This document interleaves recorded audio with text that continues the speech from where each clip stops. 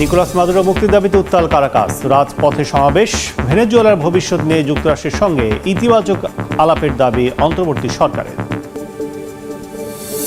কুয়েতে এক্সচেঞ্জ হাউসগুলোতে আর্থিক লেনদেনে কড়াকড়ি আরোপ। একদিনে সর্বোচ্চ 1000 দিনার লেনদেনের সীমা নির্ধারণ। অর্থ পাচার রোধ ও স্বচ্ছতা নিশ্চিতেই পদক্ষেপ। ইউক্রেন যুদ্ধবন্ধে আবুধাবিতে মস্কো কিয়েভ ওয়াশিংটন ত্রিপক্ষীয় বৈঠক। ডোনেটস্ক থেকে সেনা সরাতে চাপ রাশিয়ার। আলোচনার মধ্যেই রুশ হামলায় নিহত 7, আহত 15। এবং মিয়ানমারের ক্ষমতা আঁকড়ে থাকার কৌশল জান্তার। ইউনিয়ন কনসালটেটিভ কাউন্সিল পরিষদ গঠনের পরিকল্পনা। নিয়ন্ত্রণ থাকবে সেনা প্রধানের হাতেই। ভোটের পরও বাড়ছে সহিংসতা।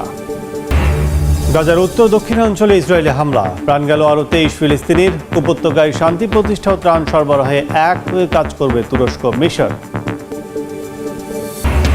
শক্তিশালী ঝড় লিওনার্দোর তাণ্ডবে বিপর্যস্ত পর্তুগালের দক্ষিণ পূর্বাঞ্চল। বন্যা একজনের মৃত্যু। স্পেনের আন্দালুসিয়া থেকে সরিয়ে নেওয়া হয়েছে 3000 বাসিন্দাকে।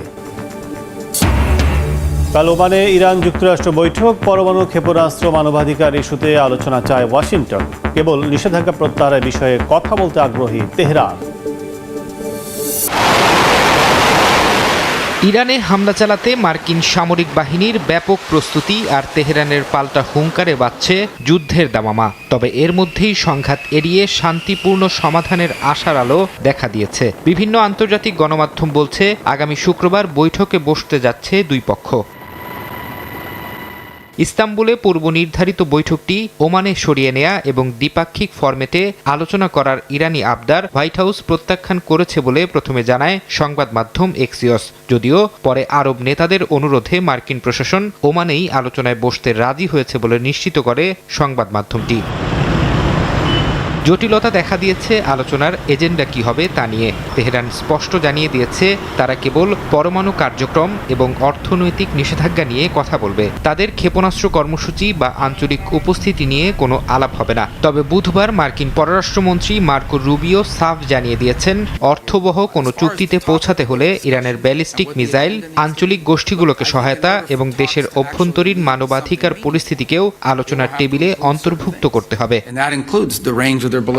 এরই মধ্যে কাতার, তুরস্ক ও মিশর মধ্যস্থতাকারী হিসেবে একটি খসড়া প্রস্তাব দিয়েছে। এই প্রস্তাবে বলা হয়েছে ইরান আগে থেকে ব্যালিস্টিক ক্ষেপণাস্ত্র ব্যবহার করতে পারবে না। আগামী 3 বছরের জন্য ইউরেনিয়াম সমৃদ্ধকরণ পুরোপুরি বন্ধ রাখতে হবে এবং তাদের মজুত রাখা ইউরেনিয়াম কোনো তৃতীয় দেশে সরিয়ে নিতে হবে। বিনিময়ে একটি অনাক্রমণ চুক্তির প্রস্তাব দেয়া হয়েছে, যেখানে যুক্তরাষ্ট্র, ইরান উভয় পক্ষ একে অপরের উপর হামলা না করার প্রতিশ্রুতি দেবে। যদিও তেহরান বা ওয়াশিংটন কেউই এখন পর্যন্ত এই প্রস্তাবে আনুষ্ঠানিক সায় দেয়নি।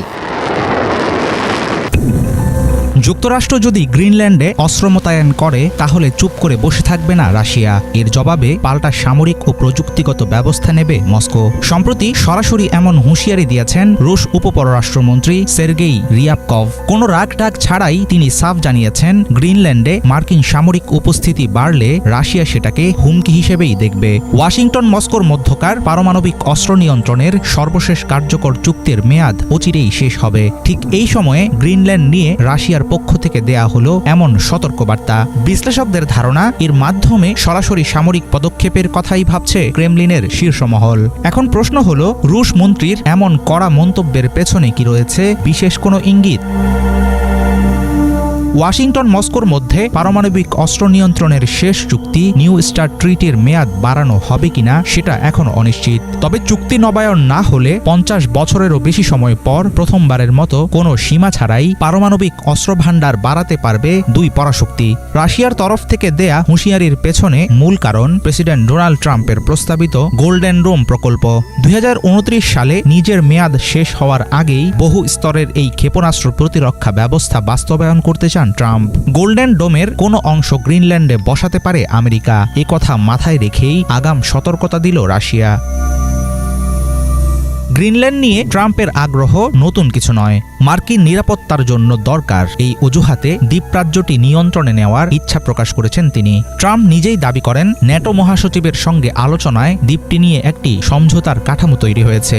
এমন পরিস্থিতি সতর্ক করে তুলেছে ক্রেমলিনকে। চীনে অবস্থিত রাশিয়ার দূতাবাসে সাংবাদিকদের সঙ্গে কথা বলতে গিয়ে রুশ উপপররাষ্ট্রমন্ত্রী জানান, যুক্তরাষ্ট্র যদি গোল্ডেন ডোম ক্ষেপণাস্ত্র প্রতিরক্ষা কর্মসূচির কোনো অংশ গ্রিনল্যান্ডে বসায় তাহলে আমূল আমূল বদলে যাবে পরিস্থিতি। তখন রাশিয়া বাধ্য হবে সামরিক পদক্ষেপ নিতে।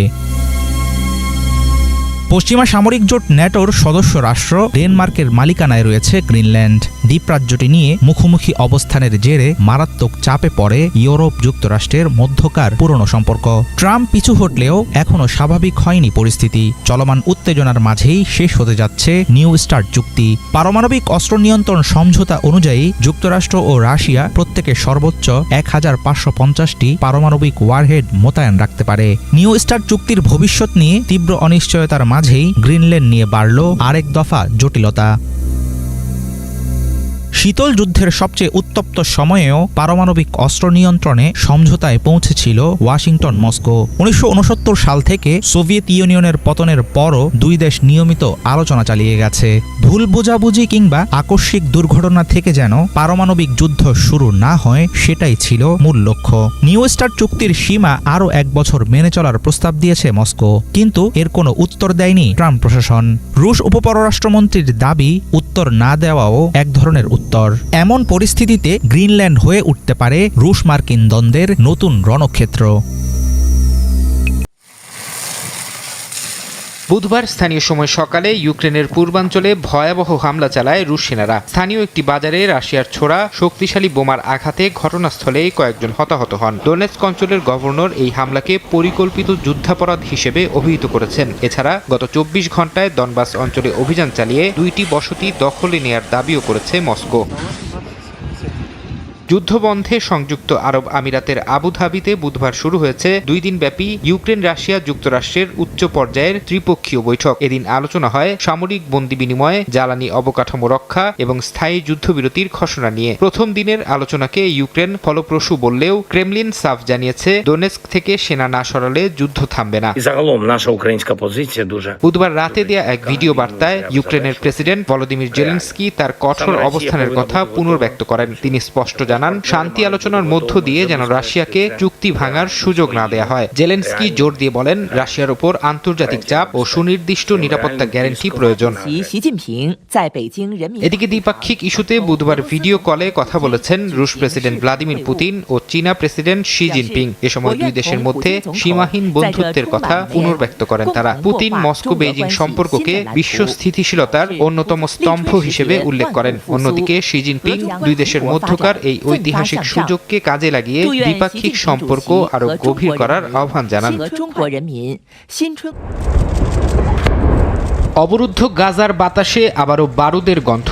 বুধবার স্থানীয় সময় ভোর থেকে দের আল বালা, খান ইউনিস এবং গাজা সিটির তুফা ও জেইতুন এলাকায় ভয়াবহ হামলা চালিয়েছে দখলদার বাহিনী। তাদের অভিযানে প্রাণ হারিয়েছেন নারী, শিশুসহ বেশ কয়েকজন ফিলিস্তিনি। তেল আবিবের দাবি, উপত্যকার দক্ষিণাঞ্চলে চালানো হামলায় হামাসের এক সদস্য নিহত হয়েছেন। উত্তরাঞ্চলে ইসরায়েলি সেনাদের লক্ষ্য করে চালানো হামলার জবাবে হামাসের অবস্থান লক্ষ্য করে হয় বলেও দাবি করা হয়েছে। যুদ্ধবিরতির দ্বিতীয় ধাপ শুরু হওয়া সত্ত্বেও এই রক্তক্ষয়ী হামলাকে চুক্তির স্পষ্ট লঙ্ঘন হিসেবে অভিহিত করেছে হামাস। সংগঠনটি এক বিবৃতিতে জানিয়েছে, ইসরায়েল উদ্দেশ্য প্রণোদিতভাবে শান্তি প্রক্রিয়াকে বাধাগ্রস্ত করতে অজুহাত খুঁজছে। অন্যদিকে ইসরায়েল পাল্টা দাবি করেছে, হামাসই আগে হামলা চালিয়ে যুদ্ধবিরতি ভঙ্গ করেছে। ফিলিস্তিনি সিভিল ডিফেন্সের মুখপাত্র আল জাজিরাকে জানিয়েছেন, ইয়েলো লাইনের ভেতরেও হামলা চালাচ্ছে ইসরায়েলি বাহিনী। ওই মুখপাত্রের অভিযোগ, এই নির্দিষ্ট এলাকার ভেতরেও বহু বেসামরিক মানুষ হামলার শিকার হচ্ছেন এবং অনেক মানুষ নিখোঁজ হওয়ার খবর পাওয়া যাচ্ছে। গাজার এই টালমাটাল পরিস্থিতির মধ্যেই কায়রোতে মিশরের প্রেসিডেন্ট আবদেল ফাতাহ আল সিসির সাথে বৈঠক করেছেন তুরস্কের প্রেসিডেন্ট রিসেপ তাইপ এরদোয়ান। যৌথ সংবাদ সম্মেলনে এরদোয়ান জানান, গাজায় শান্তি ফেরাতে এবং মানবিক সহায়তা পৌঁছাতে আঙ্কারা ও কায়রো এক হয়ে কাজ করবে। কুখ্যাত যৌন অপরাধী জেফ্রি এপস্টাইন সংক্রান্ত 30 লাখেরও বেশি নথি প্রকাশ করে মার্কিন বিচার বিভাগ। এসব নথিতে রয়েছে শত শত ইমেল, কয়েক হাজার ছবি ও ব্যক্তিগত তথ্য, যার মাধ্যমে ভুক্তভোগীর নাম ও পরিচয় শনাক্ত করা সম্ভব। এতে নথিতে থাকা অন্তত 100 জন ভুক্তভোগী বিব্রতকর পরিস্থিতিতে পড়েন। এসব তথ্য জনসম্মুখে প্রকাশ করায় ক্ষোভ প্রকাশ করেছেন তারা। ভুক্তভোগীদের 2 জন আইনজীবী নিউ ইয়র্কের একটি ফেডারেল বিচারকের কাছে ব্যক্তিগত নথি সরানোর জন্য আবেদন করেন। এরই মধ্যে বিচার বিভাগের ওয়েবসাইট থেকে সরিয়ে নেওয়া হয়েছে কয়েক হাজার নথি। যাচাই বাছাই শেষে আরও কিছু নথি সরানো হতে পারে বলে জানিয়েছে যুক্তরাষ্ট্রের বিচার বিভাগ।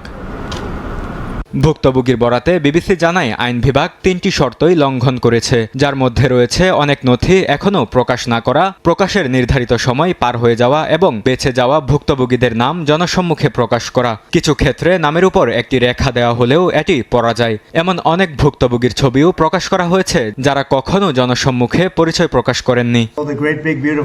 এপস্টাইন প্রসঙ্গে সাংবাদিকদের সঙ্গে কথা বলার সময় মেজাজ হারিয়ে ফেলেন মার্কিন প্রেসিডেন্ট ডোনাল্ড ট্রাম্প। হোয়াইট হাউসে সিএনএন-এর এক রিপোর্টারকে কড়া ভাষায় আক্রমণ করেন তিনি। তুমি সবচেয়ে বাজে রিপোর্টার। তোমাদের মতো লোকের কারণেই সিএনএন-এর কোনো রেটিং নেই। আমি তোমাকে 10 বছর ধরে চিনি, তোমার মুখে কোনোদিন হাসি দেখেছি বলে মনে পড়ে না। এ সময় ক্লিন্টন দম্পতির কংগ্রেসে সাক্ষ্য দেওয়ার বিষয়ে প্রশ্ন করা হলে এটিকে দুঃখজনক বলে আখ্যা দেন ট্রাম্প।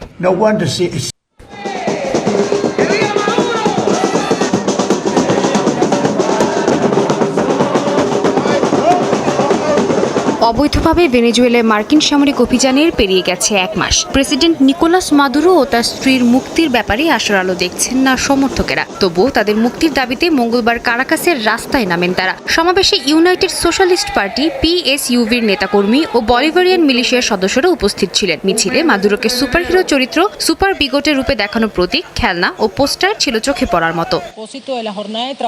একই দিন মিরাফ্লোরেস প্রাসাদে বক্তব্য দেন অন্তর্বর্তী প্রেসিডেন্ট দেলসি রদ্রিগেজ। তিনি জানান, মার্কিন প্রেসিডেন্ট ডোনাল্ড ট্রাম্প ও পররাষ্ট্রমন্ত্রী মার্কো রুবিওর সঙ্গে তার ফোনালাপ ইতিবাচক হয়েছে। রদ্রিগেজ বলেন, মতপার্থক্য থাকলেও পারস্পরিক সম্মান ও আন্তর্জাতিক আইনের ভিত্তিতে কাজের এজেন্ডা গড়া সম্ভব। তার সঙ্গে ছিলেন জাতীয় পরিষদের সভাপতি হোর্হে রদ্রিগেজ ও স্বরাষ্ট্রমন্ত্রী দিয়াজ দাদো কাবেলো। তিনি স্মরণ করিয়ে দেন, যুক্তরাষ্ট্র ও ভেনেজুয়েলার মধ্যে ঐতিহাসিক কূটনৈতিক সম্পর্ক রয়েছে।